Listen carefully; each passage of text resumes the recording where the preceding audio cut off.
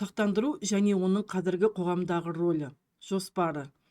Бірінші, сақтандыру объектілері мен түрлері, сақтандыру шартының талаптары. Үшінші сұрақ, сақтандырудың қоғамдағы маңызы. Сақтандыру бұл азаматтар мен ұйымдардың өмірінде немесе қызметінде болуы мүмкін зиянды орнын толтыру мақсатында арнайы қор құру жүйесі. Экономикалық мәні сақтандыру бұл қаржылық қатынастардың ерекше түрі. Ол қоғамдағы тәуекелдерді қайта бөлу және шығынды азайту қызметін атқарады. Қарапайым мысал, егер адам көлік сақтандырса, апат кезінде барлық шығынды сақтандыру компаниясы өтейді. Сақтандыру бұл белгілі бір қауіп қатерлерден, мысалы апаттар, аурулар, табиғи апаттардан туындайтын шығындарды қаржылай қамтамасыз ету мақсатында адамдар мен ұйымдардың өз ресурстарын біріктіріп, қауіпсіздік шараларын қабылдауға бағытталған жүйе. Сақтандыру қоғамда маңызды қаржылық және әлеуметтік институт ретінде қызмет атқарады. Сақтандырудың негізгі түрлері. Бұл жеке сақтандыру, яғни адам өмірі, оның денсаулығы, еңбекке қабілеттілігі, мысалы өмірді сақтандыру, жазатайым жағдайлардан сақтандыру. Екінші, мүліктік сақтандыру. Мұнда жеке немесе заңды тұлғаның мүлкін, ғимаратын, көлігін, техникасын қорғау. Әлеуметтік сақтандыру мұнда мемлекет тарапынан жүргізіледі, яғни зейнетақы, еңбек, медициналық сақтандыру. Міндетті сақтандыру мұнда заңмен белгіленген, мысалы автокөлік иесінің азаматтық жауапкершілігі. Ерікті сақтандыру адамның өз еркімен жасайтын сақтандыру түрлері, мысалы саяхат немесе үйді сақтандыру. Сақтандырудың негізгі қағидаттары. Бірінші, бұл тәуекел қағидаты. Сақтандырудың негізінде болашақтағы белгісіз оқиға, мысалға тәуекелді айтуға болады. Екінші, өзара көмек қағидаты. Мұнда сақтандыру қатысушылары ортақ қорға жарна төлеп, зардап шеккендерге көмек көрсетеді. Үшінші, тепе-теңдік қағидаты. Төлем мөлшері мен сақтандыру сыйақысы арасындағы қарым-қатынас тең болуы тиіс. Төртінші, сенім қағидаты. Мұнда сақтанушы мен сақтандырушы арасындағы ашық және адал қарым-қатынас. Сақтандыру жүйесінің қоғамдағы рөлі.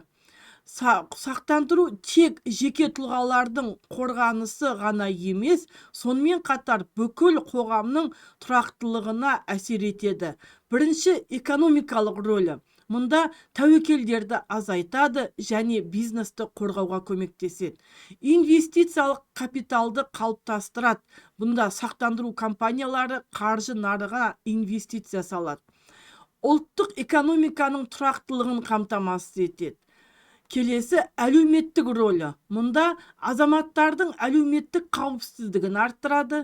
Ауру, жазатайым жағдай немесе жұмыссыздық кезінде қаржылық қолдау көрсетеді. Келесі, зейнетақы және медициналық жүйелердің негізін құрайды. Үшінші, қоғамдық рөлі. Азаматтардың болашаққа сенімділігін арттырады. Яғни қаржылық мәдениетті дамытады, мемлекеттік әлеуметтік жүктемені азайтады. Қазақстан Республикасындағы сақтандыру жүйесі. Қазақстанда сақтандыру қызметі, сақтандыру және сақтандыру қызметі туралы 2018 жылғы заңмен реттеледі. Негізгі қатысушылар. Бірінші, сақтандыру компаниялары, мысалы Халық Лайф, Номад сияқты компаниялар. Қайта сақтандыру ұйымдары. Мемлекеттік сақтандыру жүйесі, міндетті әлеуметтік және медициналық сақтандыру қорлары. Мемлекеттік сақтандыру бағыттары. Бұл бірінші, міндетті әлеуметтік сақтандыру. Екінші, міндетті медициналық сақтандыру. Үшінші, зейнетақы жинақтау жүйесі. Төртінші, міндетті автосақтандыру. Қазақстанда сақтандыру нарығының қазіргі жағдайы. Соңғы жылдары Қазақстанда сақтандыру мәдениеті артып келеді. 2024 жылы қаржы нарығын реттеу агенттілігінің мәліметінше, бірінші сақтандыру нарығының жалпы активтері 2,1 триллион теңгеден асты. Өмірді сақтандыру сегменті 20%-ға өсті. Цифрлық сақтандыру өнімдері, онлайн сақтандыру полистері кеңінен енгізілуде. егов және мобильді банкинг арқылы сақтандыру полисін алу жеңілдетілді. Сақтандыру объектісі бұл сақтандыру келісімшарты бойынша сақтандырылатын мүліктік немесе жеке мүдде.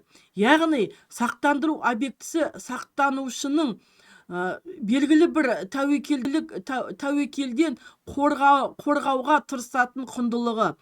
Басқаша айтқанда, сақтандыру объектісі бұл сақтандыру жағдайы болған кезде зиян келу мүмкін мүлік, тұлға немесе мүдде. Сақтандыру шарты бұл сақтандырушы мен сақтанушы арасындағы келісім. Онда тараптар сақтандыру объектісі, тәуекел түрі, сақтандыру сомасы және шарттың басқа да талаптарын айқындайды. Сақтандырушы сақтандыру қызметін жүзеге асыратын ұйым болып табылады. Сақтанушы сақтандыру шартын жасайтын және сақтандыру сыйақысын жарна төлейтін тұлға.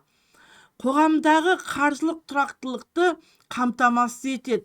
Тәуекел салдарын азайтады. Азаматтардың қаржылық мәдениетін арттырады. Бизнестің тәуекелді басқару жүйесін жеңілдетеді. Шарттың тоқтатылуы. Сақтандыру шарты келесі жағдайларда тоқтатылады. Бірінші, шарттық мерзімінің өтуі, сақтанушы немесе сақтандырушының бастамаларының бұзылуы, сақтандыру сомасы толық төленген жағдайларда, тараптардың өзара келісімі бойынша сақтандыру объектісінің жойылуы немесе меншік иесінің ауысуы. Қорытынды, сақтандыру қазіргі қоғамның экономикалық қауіпсіздігін қамтамасыз ететін маңызды институт болып табылады. Ол жеке тұлғаның, отбасының және мемлекеттің қаржылық тұрақтылығын арттырады. Қазіргі таңда Қазақстанда сақтандыру саласы дамып, цифрландыру мен қаржылық сауаттылықтың артуы оның тиімділігін күшейтіп отыр. Сақтандыру мәдениеті жоғары қоғам тәуекелге дайын, тұрақты, әрі сенімді қоғам болып табылады.